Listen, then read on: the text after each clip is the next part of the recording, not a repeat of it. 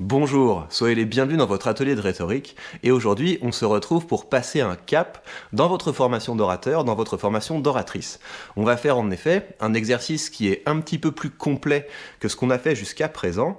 Vous allez réaliser un discours. Vous allez réaliser un discours que vous devez être capable de prononcer en 3-4 minutes. Et donc l'idée c'est que dans cette vidéo on va commencer par choisir un sujet. Vous allez choisir un sujet qui vous motive, un sujet que vous trouvez utile.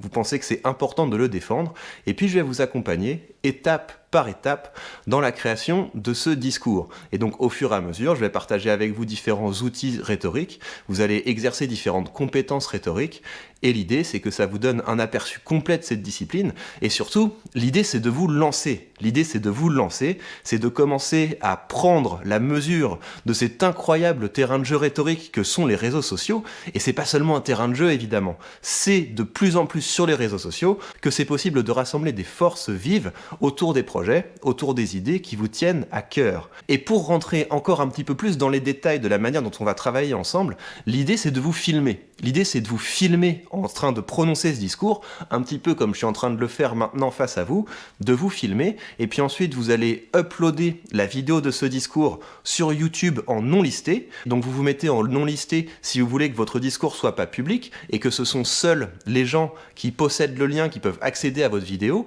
Mais si vous êtes très fier de vous, si vous avez vraiment envie de diffuser votre message, vous pouvez très bien uploader votre discours en public. Et donc l'idée c'est qu'une fois que vous vous êtes filmé avec ce discours, en train de prononcer ce discours, vous mettrez le lien vers la vidéo de ce discours dans les commentaires. Et donc comme ça, la communauté pourra regarder votre discours, et moi je pourrai le voir, et puis comme d'habitude, je vous proposerai ensuite un retour sur les discours que j'ai trouvés les meilleurs, sur les discours que j'ai trouvés les plus intéressants. Alors, maintenant que je vous dis que c'est un discours en vidéo, j'imagine qu'il y en a certains qui se disent « Ah non, surtout pas, j'ai trop peur, je suis trop timide, j'ai pas envie de m'exposer, j'ai pas envie de m'afficher. » Justement, c'est une excellente occasion d'aller un petit peu plus loin, et puis vous allez vous rendre compte que finalement c'est très facile. C'est très facile, il suffit de vous mettre face à votre téléphone, vous calez votre téléphone, puis vous allez voir qu'avec un téléphone normal, on a une très belle image, le son est pas trop mal, le son est pas trop gênant. Ce n'est pas quelque chose de difficile à faire, et c'est d'autant plus facile que dans cette vidéo, je vais vous accompagner. Je vais vous accompagner étape par étape, de sorte que vous aurez un discours, vous aurez une très bonne idée des différentes étapes par lesquelles vous devez en passer, et il suffira de vous bloquer 3-4 minutes, vous vous mettez face à la caméra et vous présentez votre discours. Et peut-être qu'il y en a aussi parmi vous qui au contraire se disent c'est très facile, j'ai l'habitude de faire de l'impro, je suis très à l'aise à l'oral. Vous aussi, j'aimerais attirer votre attention sur une chose. Profitez de cet exercice justement pour structurer un peu plus vos prises de parole. Parce que beaucoup de gens me disent, voilà, moi j'ai un problème à l'oral, c'est que j'ai du mal à structurer mon propos. Et c'est justement là-dessus qu'on va travailler. Parce que progresser en rhétorique, c'est prendre la parole avec plus de méthode. Et c'est sur cette méthode qu'on va travailler ensemble. Et donc on va commencer par le choix de votre sujet. Le discours que je vous propose de faire, c'est un discours dans le genre délibératif. Donc ça veut dire qu'en tant qu'orateur, vous allez vous placer face à vos concitoyens pour leur proposer quelque chose, pour leur conseiller quelque chose. Donc vous pouvez conseiller un changement de loi, vous pouvez leur demander de soutenir un projet, vous pouvez leur proposer de changer un comportement. C'est ça le genre délibératif. Vous avez identifié quelque chose qui ne fonctionne pas bien dans le monde, vous avez identifié quelque chose de pénible, quelque chose de douloureux, quelque chose qu'il faudrait changer pour que notre vie soit plus facile, plus agréable, et vous avez réfléchi à une solution qui permettrait d'améliorer les choses. Par exemple, je pourrais faire un discours pour demander qu'on introduise des cours de rhétorique, de bons cours de rhétorique au niveau collège. Et donc l'idée, c'est vous de trouver un sujet qui vous intéresse, peut-être un sujet qui est à la croisée de votre passion et de votre expertise, et de travailler sur ce sujet. Mais ça peut être aussi des sujets plus classiques. Vous pouvez demander d'introduire une nouvelle loi. Par exemple, on interdit à partir de maintenant de commercialiser des choses, de commercialiser des objets qui ne sont ni réparables ni remplaçables. Vous pourriez également demander de retirer une loi, de supprimer une loi. Vous pourriez proposer un projet, pas un quartier dans une ville sans une forêt urbaine. Vous pourriez encourager des comportements, pas un seul jour sans 30 minutes de sport ou 30 minutes de lecture. Mais ne vous laissez pas trop influencer par les sujets que je viens de présenter. L'idée, c'est bien sûr de travailler sur ceux qui vous intéressent. Tout ce que je vous propose, c'est de me présenter dans les commentaires le sujet sur lequel vous comptez travailler, et je devrais pouvoir vous dire assez facilement, non, ça c'est trop large, ça c'est pas assez précis, pour être sûr qu'avec ce sujet, vous n'allez pas être coincé quand vous allez réaliser ce discours. Donc c'est ce que je vous propose de faire maintenant. Vous pouvez peut-être maintenant mettre cette vidéo sur pause, réfléchir à votre sujet, le proposer dans les commentaires, et comme ça vous permet de suivre activement la suite de cette vidéo où on va aller étape par étape dans la préparation d'un grand discours sur votre sujet. Maintenant que vous avez votre sujet, on va passer aux outils rhétoriques qui vont vous permettre d'en arriver à quelque chose d'abouti, quelque chose que vous serez fier de partager. L'outil avec lequel on va travailler, c'est quelque chose dont je vous ai déjà parlé. Il s'agit des 5 canons, les 5 canons de la rhétorique. Et donc les 5 canons de la rhétorique, ce sont les 5 étapes par lesquelles il faut en passer pour préparer un discours. Et ces 5 étapes, c'est aussi 5 compétences. 5 compétences qu'il faut travailler encore et encore et encore pour devenir un bon orateur. Et donc la première étape du processus de création, c'est ce qu'on appelle l'invention. Et l'invention, si vous voulez, c'est la plus philosophique des compétences rhétoriques. L'invention, c'est la phase où vous allez vous mettre face à votre document, face à votre papier, vous allez vous mettre aussi face à vous-même, et vous allez vous poser des questions. Vous allez vous poser des questions dont le but est d'accoucher de la matière de votre discours. Et donc ça, c'est quelque chose, j'aime bien insister dessus. Souvent, on a tendance à, quand on est en train de commencer à travailler sur un sujet, à s'éparpiller dans différents onglets. On se dit qu'on a absolument besoin de faire des recherches sur le sujet, donc on va ouvrir plein d'onglets, on va ingurgiter plein d'informations, mais on n'avance pas vraiment. Parce que vous savez déjà un certain nombre de choses. Et ces choses, votre travail, c'est grâce à de bonnes questions de les mettre sur le papier. Et donc ce que je vais faire maintenant, c'est que je vais vous donner un répertoire de questions que vous pourrez par la suite étoffer, mais là vous aurez une bonne base. Et donc grâce à ce répertoire de questions, vous allez produire la première matière de votre discours. Vous allez produire la matière brute de votre discours, et ensuite on aura juste à la sculpter dans les étapes suivantes. Première batterie de questions, en fait, un bon discours, ça part d'un problème. Ce qui justifie que vous vous mettiez face au public, que vous preniez la parole en public face à des gens, c'est que vous avez quelque chose de grave à partager. Voilà, vous avez identifié un problème, quelque chose qu'il faut régler, et c'est ça qui va intéresser les gens. Les gens, ils ont plein de choses à faire, ils ont plein de choses à penser, et ils ne vous accorderont leur attention que s'ils sentent que vous leur parlez de quelque chose d'important. Donc, première série de questions, des questions qui sont censées vous permettre de prouver que le problème dont vous parlez est important. Donc, qu'est-ce qui vous prouve que le problème dont vous parlez est important? Quelle est l'échelle de ce problème? Est-ce que c'est un problème qu'on trouve au niveau local? Est-ce que c'est un problème qu'on trouve au niveau global? À quelle fréquence se présente ce problème? Est-ce que c'est un problème qui est récurrent? Est-ce que c'est un problème qui est constant? Et puis, quand est-ce que ça a commencé? À partir de quand le problème a commencé? Qu'est-ce qui a tendance à aggraver ce problème? Quels sont les différents types de manifestations de ce problème? Quelles sont les données? Quels sont les faits? Quelles sont les statistiques qui permettent de rendre ce problème concret? Donc première batterie de questions, une batterie de questions qui est faite pour prouver la matérialité et l'ampleur de ce problème. La deuxième série de questions que vous devez vous poser, c'est des questions qui sont de nature plus qualitative. Parce que pour que votre discours ait vraiment un impact sur votre public, il ne faut pas seulement qu'il comprenne que le problème est important, il faut aussi qu'il ressente que le problème est grave. Et donc vous avez besoin de cette dimension qualitative. Qu'est-ce que vous pouvez dire à votre public? Qu'est-ce que vous pouvez montrer à votre public de sorte que le public sente que le problème le concerne? Comment votre public se sent face à ce problème? Quelles conséquences fâcheuses vont se produire pour votre public s'ils ne font rien pour régler le problème? Et vous pouvez également mettre un peu d'urgence. Est-ce que si on ne fait rien, ce problème risque de devenir incontrôlable? Donc on a une deuxième batterie de questions dont le but est de faire ressentir la gravité du problème. Et puis finalement, vous devez passer à une série de questions plus analytiques.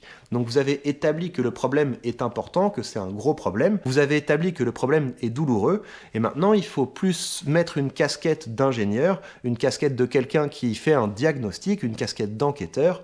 Et vous allez vous poser des questions du genre, quelle est la cause de ce problème? Est-ce qu'il y a une seule cause qui se détache des autres? Est-ce qu'il y a plusieurs causes? Comment est-ce qu'on peut hiérarchiser ces causes? Vous allez également vous demander, mais si ce problème est si grave, grave et si important? Comment expliquer qu'il n'ait pas été réglé jusqu'à présent? Qu'est-ce qui a été tenté jusqu'alors pour essayer de régler ce problème? Est-ce qu'il y a des choses qui ont un petit peu marché? Est-ce qu'il y a des choses qui n'ont pas du tout marché? Vous devez avoir une idée des solutions qui ont été mises en place et qui ont peut-être échoué. Et donc l'idée, c'est de partir maintenant de ce problème que vous voulez régler et grâce à cette batterie de questions, commencer à extraire de votre réflexion toute une matière. Et à ce stade, c'est pas grave si c'est une matière brute, tant mieux, notez tout ce que vous pouvez, et c'est cette matière qu'on va ensuite sculpter. Nous venons donc de faire ensemble le premier temps de l'invention qui est consacrée au problème. Et le deuxième temps de l'invention, c'est un questionnement qui vise à mettre à l'épreuve vos solutions. Et ça, si ça fait longtemps que vous suivez mes vidéos de rhétorique, vous savez qu'il y a 4 questions que vous devez vous poser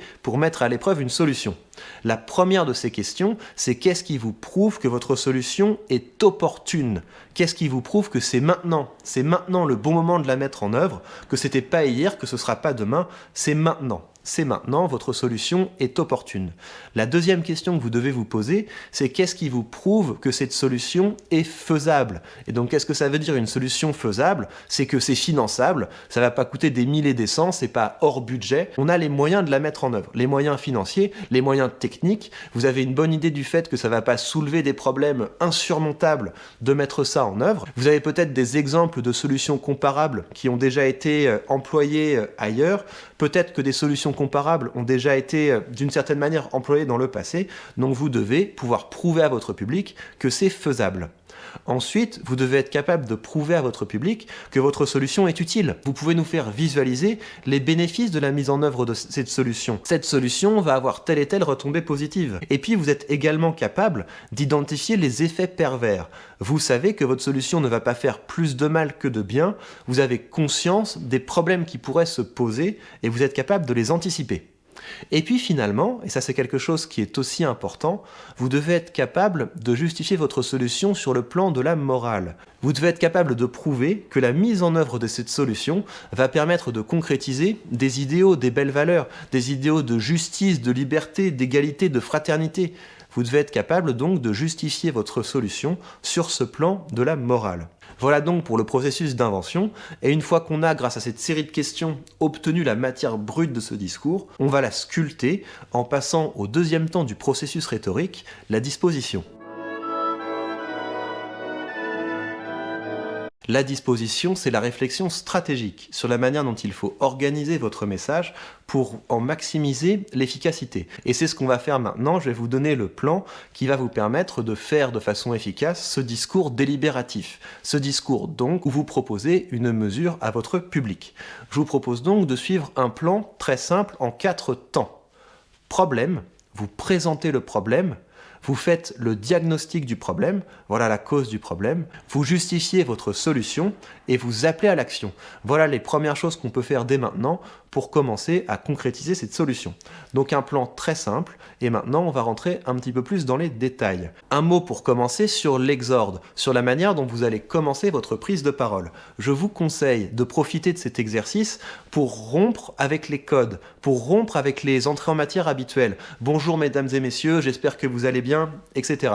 Je sais que sur YouTube c'est très courant que les gens commencent comme ça, mais justement c'est intéressant de rompre les codes, que les gens se disent « Ah oui, on est directement parti, on rentre directement dans le vif du sujet ». C'est une bonne idée d'avoir une phrase d'accroche, et donc c'est vrai pour ce travail, mais c'est vrai aussi quand vous prenez la parole dans tous les contextes, dans toutes les situations. Celui qui est capable de commencer sa prise de parole par quelque chose qui marque l'attention, plutôt que de dire « Bonjour mesdames et messieurs », si vous commencez par « Nous avons un problème », eh bien tout de suite, votre public est dedans. Et c'est ça l'objectif. L'objectif, c'est d'enlever tout le gras du discours et d'aller au plus efficace. Donc je vous conseille de commencer par une phrase d'accroche, par quelque chose où les gens vont se dire « Oula, là c'est intéressant, là il se passe quelque chose ». Phrase d'accroche, et puis très rapidement, dans le commencement de votre discours, vous devez montrer que ce que vous avez à dire, ça concerne votre public. Donc c'est une bonne idée de commencer par la présentation qualitative de votre problème.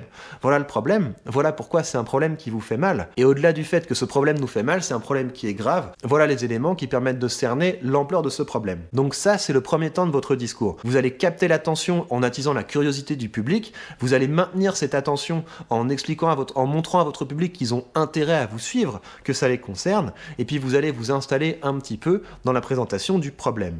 Ensuite, vous allez transitionner vers le deuxième temps de votre discours, le diagnostic. Voilà, donc ce problème est grave, ce problème est important, on a tout intérêt à le régler, mais comment ça se fait qu'il n'ait pas été réglé plus tôt? Et vous allez proposer votre diagnostic. Et c'est là que ça devient intéressant, parce que souvent, s'il y a un accord sur le fait qu'il y a un problème, eh bien, on peut avoir des désaccords sur le diagnostic. Et donc c'est une bonne idée, dans cette seconde partie, de mettre votre diagnostic sur un piédestal en critiquant des diagnostics alternatifs. Je vous donne un exemple tout simple. Tout le monde s'accorde pour dire que le chômage est un problème. Et donc ce problème, vous pouvez le décrire, mais quand on arrive au diagnostic sur la cause du chômage, eh bien c'est là que la politique entre en jeu. C'est là que les conflits entre les différentes idéologies, entre les différentes familles politiques entrent en jeu. Que vous expliquiez que le chômage est lié au fait que les entreprises préfèrent verser des dividendes plutôt que d'embaucher, ou au contraire, que vous disiez que le chômage est une conséquence du fait que les entreprises sont trop taxées pour pouvoir embaucher, eh bien, on va vers des pistes de solutions qui sont très différentes. Et donc, quand vous présentez votre diagnostic, vous pouvez le faire un petit peu comme une enquête policière. On pourrait penser que la cause principale de ce problème, c'est ça. On pourrait penser que la cause principale, c'est ça. Mais non, moi je vais vous dire, en vérité, la cause de ce problème, c'est ça. Et voilà pourquoi. Donc deuxième temps de votre discours, vous posez votre diagnostic. Troisième temps de votre discours, vous justifiez votre solution. Et donc je vous rappelle que c'est un discours qui doit durer 3-4 minutes, donc c'est une bonne idée de vous focaliser sur 2 arguments. Voilà la solution que je propose, et ça c'est une solution qui est facile à mettre en œuvre. Voilà pourquoi, mais surtout c'est une solution qui est morale. Voilà pourquoi. Et puis finalement, vu que vous n'êtes pas là pour parler dans le vent, vous avez vraiment envie que votre solution soit mise en œuvre, vous allez expliquer concrètement à votre public ce qu'il doit faire dès maintenant, après vous avoir écouté, pour commencer à concrétiser votre solution. Donc c'est-à-dire que vous allez faire un appel à l'action. Voilà la première étape pour la mise en œuvre de ce plan. Et j'insiste sur le fait que de la même manière que c'est une bonne idée de profiter de cet exercice pour vous exercer à l'art de capter l'attention au début d'un discours, profitez de cet exercice pour vous exercer à galvaniser le public à la fin du discours. Parce qu'il ne suffit pas de leur présenter des étapes pour qu'ils aient envie de les mettre en œuvre, il faut aussi leur donner envie, les motiver à agir. Et ça passe par un travail sur le style. Et le style, on va en parler un peu plus en détail parce que c'est le 3e canon de la rhétorique, c'est le 3e temps de la préparation de votre discours. Mais à ce stade, tout ce que vous avez à faire, c'est de prendre toute la matière que vous avez produite pendant le temps de l'invention et de l'organiser en suivant ce plan. Voilà le problème, voilà selon moi la cause de ce problème, voilà la solution que je propose, et voici les étapes, la première étape, les 2 premières étapes pour concrétiser cette solution. Voilà pour la disposition, passons au style. 3e temps du travail de préparation d'un discours, le style. Et donc le style, j'ai fait plusieurs vidéos à ce sujet, parce qu'il y a vraiment un message à faire passer au sujet du style. C'est que le style, ça ne sert pas juste à faire joli. Ou plus précisément, la fonction première du style, ce n'est pas de faire joli. Le style, effectivement, c'est joli, mais c'est pas sa fonction. La fonction du style, je dirais qu'elle est double. La première fonction du style, c'est de rendre certaines de vos idées mémorables.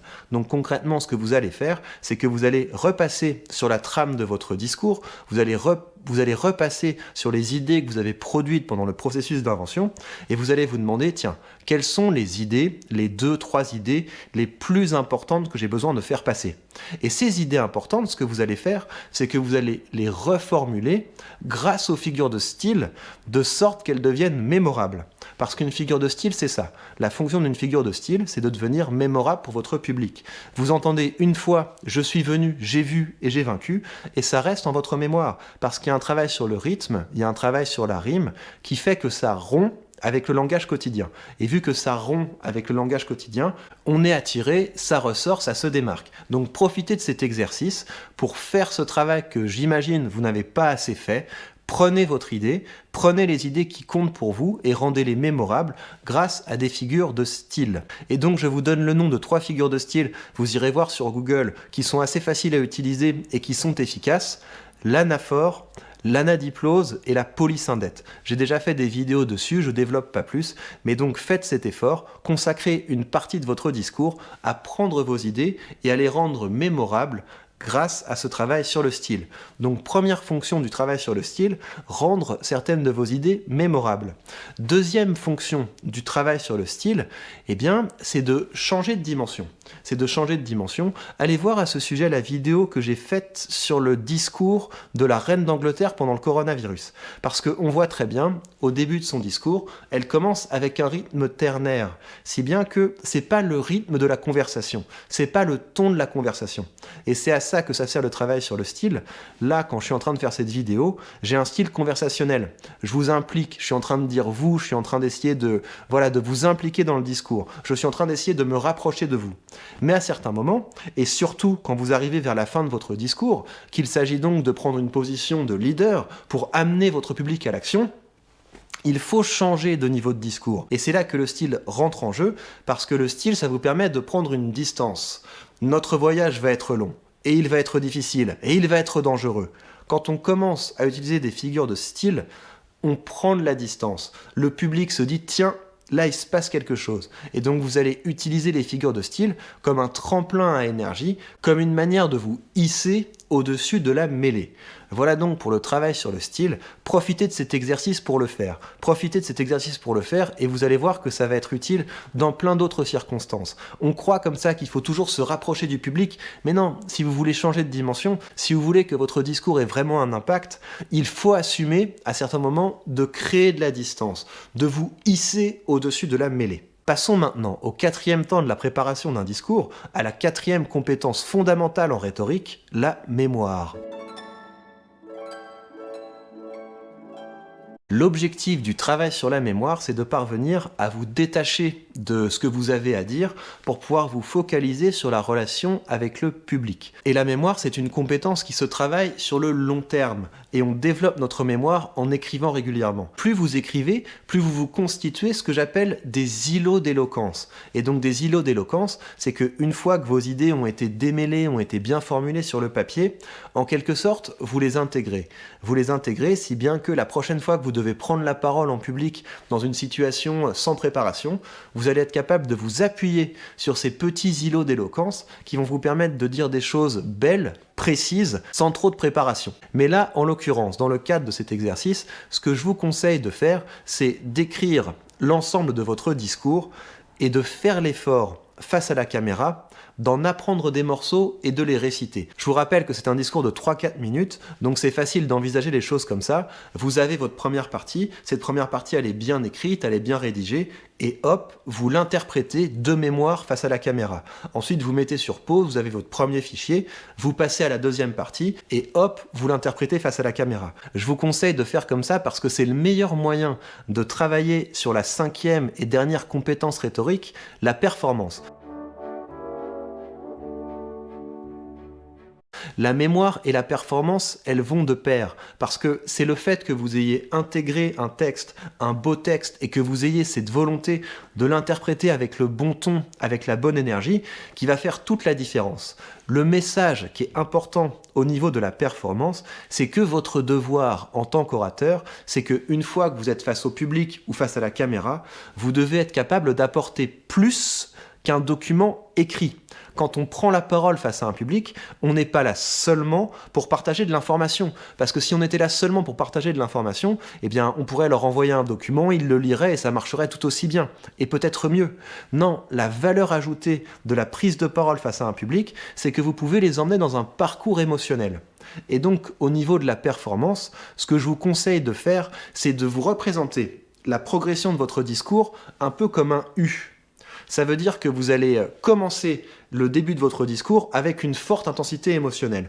Parce qu'on est là pour parler d'un problème, ce problème peut-être qui nous agace, peut-être qui nous fait peur, c'est un problème peut-être qui nous frustre. En tout cas, vous mettez le paquet au niveau émotionnel au début de votre discours. Et puis après, vous allez vous installer dans un rythme de croisière. Parce que quand on présente un diagnostic et quand on justifie une solution, là c'est plutôt le moment d'être calme, d'être serein, de vous présenter comme un expert. Et puis plus vous allez aller vers la fin de votre discours, plus vous allez remonter en intensité émotionnelle parce qu'il va s'agir d'amener votre public à l'action. Et ça passe par des émotions comme la détermination, comme la fierté, comme le courage. Et donc ça suppose, vous, d'augmenter votre niveau d'énergie. Donc profitez de cet exercice pour faire ce travail sur la performance. Et donc la performance, ça veut dire que quand vous êtes face au public, quand vous êtes face à la caméra, vous n'êtes pas là pour faire une impro, parce que tout le monde fait ça. Tout le monde fait ça, les gens qui parlent sans plan, qui parlent avec leur cœur comme ça, sans préparation, c'est quelque chose qui est finalement très banal. Et donc on dit oui, mais c'est ça la sincérité. Oui, mais si le résultat c'est un discours qui est banal, et c'est un discours surtout qui ne porte pas le public, ça ne sert pas à grand chose. Donc profitez de cet exercice pour faire un authentique travail d'orateur. Et donc un orateur, c'est un peu comme un acteur. Il a un texte, ce texte, c'est sa pensée exprimée de la façon la plus belle et la plus efficace possible. Et ensuite, l'orateur va mettre ce texte sur un piédestal en faisant une belle performance face au public. Donc ça veut dire que vous devez avoir de l'énergie, vous devez avoir une belle gamme émotionnelle. Vous ne devez pas hésiter à aménager des moments dramatiques. Mais il y a encore plus important. Il faut profiter de cet exercice pour tenter des choses, pour oser des choses, pour proposer une belle performance, parce que progresser en rhétorique, c'est faire preuve d'audace, c'est vous lancer des défis. Et donc là, il y a un certain nombre de défis que vous devez vous lancer. Osez commencer votre discours d'une manière qui rompt les codes, d'une manière qui attise la curiosité du public. Osez conclure votre discours par quelque chose de bien envoyé, par une belle figure de style, en y mettant le bon ton, le bon niveau d'énergie, la bonne coloration émotionnelle. Puis, au fur et à mesure de votre discours, aménagez des suspens, peut-être au niveau des transitions entre les parties. Profitez donc de cet exercice pour élargir la gamme de ce que vous proposez à votre public. Eh bien, je pense que vous êtes prêts. Commencez par proposer vos sujets en commentaire, et puis une fois que c'est fait, revenez peut-être sur cette vidéo et commencez à travailler, commencez à développer ce discours, et vous verrez qu'une fois qu'on a fait l'effort de faire un discours en s'efforçant de suivre un plan, de faire bien attention aux différents temps de la rhétorique, après ça devient de plus en plus facile. Et donc ce que vous allez faire une fois dans le cadre de cet exercice, dans le cadre de ce concours de rhétorique, vous allez pouvoir le récupérer. Vous allez pouvoir le récupérer, construire là-dessus encore et encore pour vos prochaines prises de parole en public, peut-être pour vos prochaines vidéos si vous avez l'ambition comme moi de partager votre message sur YouTube en ligne. Prenez donc ça comme un tremplin pour votre compétence rhétorique et puis surtout comme une occasion de vous amuser, une occasion de tester des choses, d'aller un petit peu au-delà de ce que vous osez faire d'habitude et puis une occasion de partager ce beau sujet, cette belle cause, ce beau projet qui vous tient à cœur. Bon, c'est un vrai plaisir de faire tout ça avec vous. C'est génial, hein, on est en train de créer comme ça un véritable cours de rhétorique en ligne et j'espère que ça va nous mener très loin. Hâte que vous me donniez des nouvelles. Prenez bien soin de vous et à très vite.